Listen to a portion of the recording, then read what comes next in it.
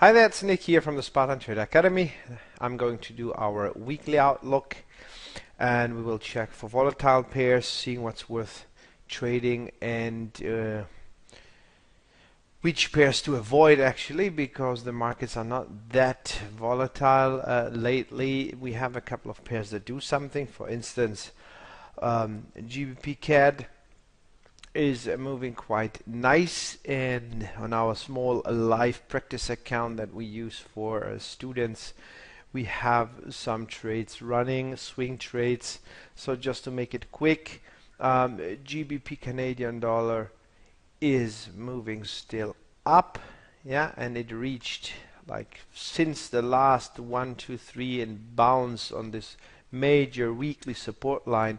Price moved up 2,800 points and now it retraced, and after touching our 12 EMA, our volatility support here, price retraced, bounced, sorry, and created a lower high on this chart. So on the daily chart it was easy to spot a bounce, and then price could move higher, and in the end it broke our powerful daily line with more than 3 touches. The 36 EMA, everything broke. Now we could connect the previous touches and extend them. Then we have a nice resistance line that we need to use in future, especially the extension of it. And since that, price created a lower high, 1 2 3 setup on the daily, as well as also on lower time frames. Even if you go down like to the 1 hourly chart, you'll see sorry, the 4 hourly chart, we have nice lower highs, lower lows. We get great setups.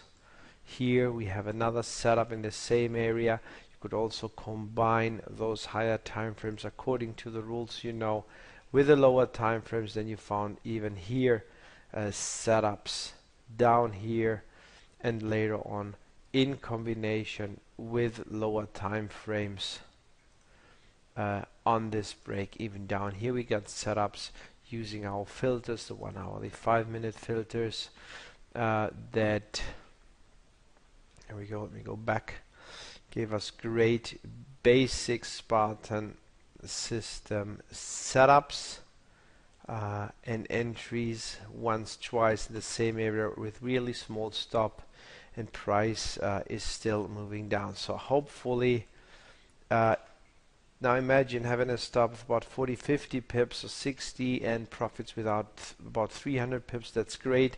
Long-term target, of course, comes from our weekly chart, and that is first of all the previous high and the 36 EMA, in extension later on even the extension of this powerful weekly support line. So we're actually trying to go for about between like 600 and 1000 pips on this pair.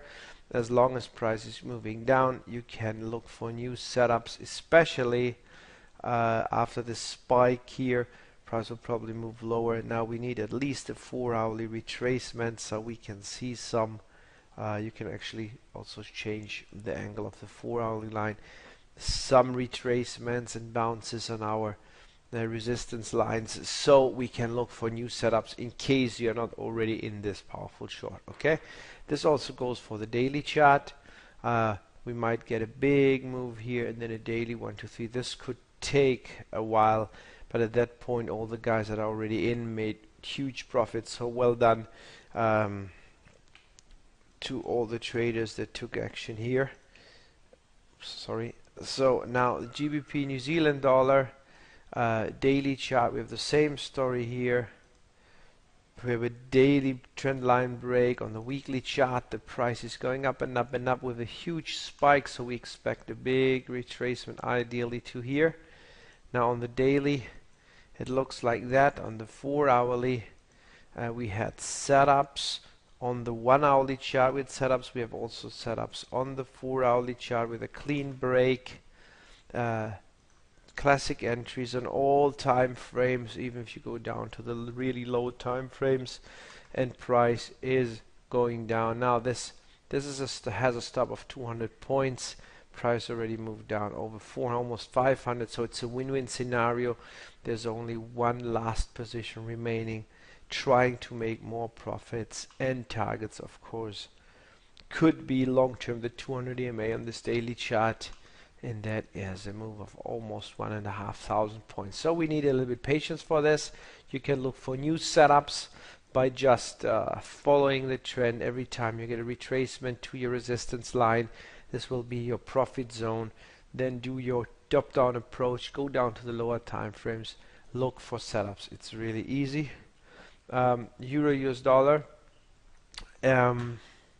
we have this range forever on this weekly chart.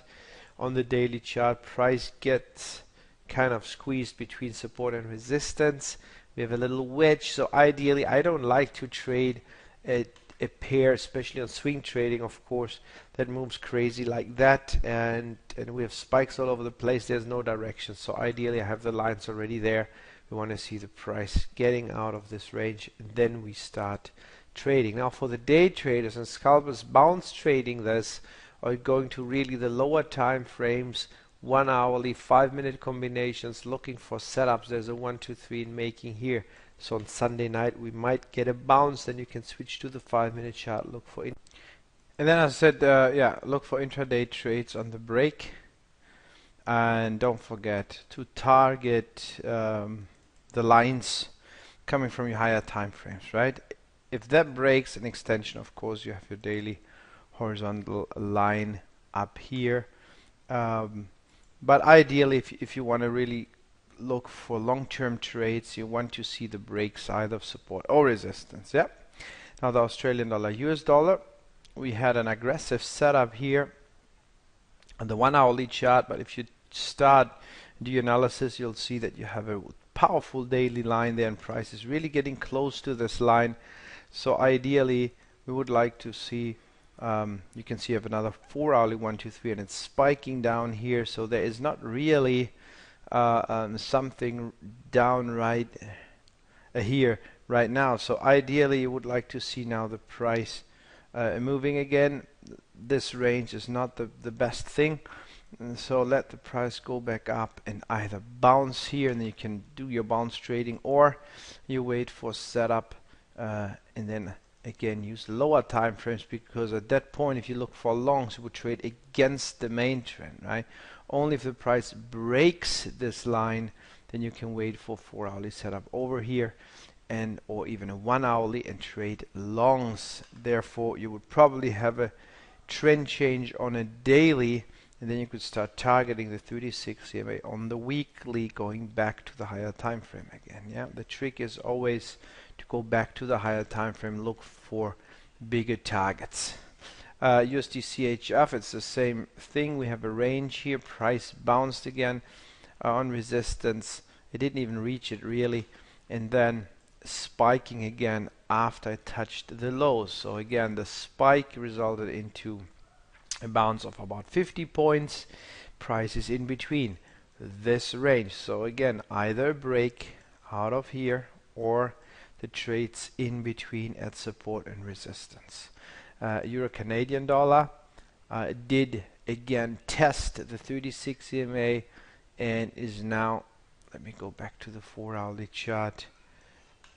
It was bouncing here, went back up, and now it looks like it's going back down. So if that is a clean break happening on Monday or next week, then we of course want to look for setups below here and trade this pair short to target 300, 400, 500 plus pips again. Look at the weekly chart. This would be a big retracement, so again it could go back to the 36 EMA, and then we have like a 400, 500 pips move ideally, but we don't know yet. We have to see if this will happen or not next week. Euro CHF trying to test the support for days now.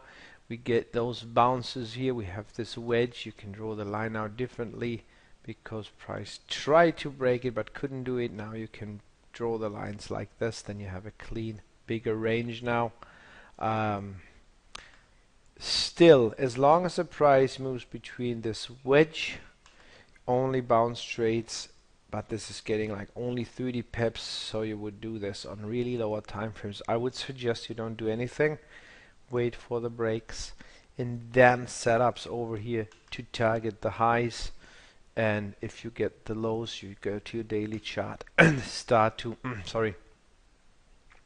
look for some really powerful swing trades. Maybe price wants really to go back down where it came from here, but we don't know yet, right? As long as this line is powerful, we might just see a range and then a big bounce and price moves again up. Yeah, we'll have to see.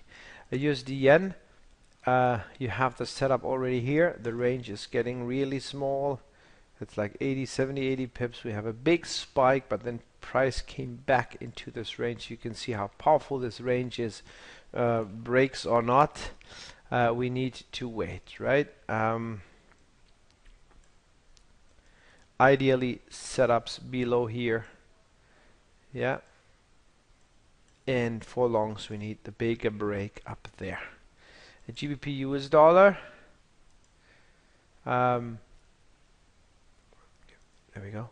So we had our big daily 1 to 3, great opportunities to trade the shorts on all time frames down to even the 5-minute chart.